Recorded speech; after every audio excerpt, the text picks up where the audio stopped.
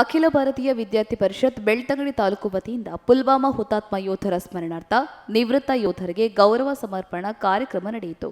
ಬೆಳ್ತಂಗಡಿ ತಾಲೂಕಿನ ಕಾಶಿಬಿಟ್ಟು ಸೈನಿಕರ ಕಚೇರಿಯಲ್ಲಿ ಈ ಕಾರ್ಯಕ್ರಮ ನಡೆದಿದ್ದು, ಈ ಸಂದರ್ಭದಲ್ಲಿ ಎಬಿವಿಪಿ ಪರಿಷತ್ನ ಸದಸ್ಯರು ಸೇರಿದಂತೆ ಅನೇಕರು ಉಪಸ್ಥಿತರಿದ್ದರು.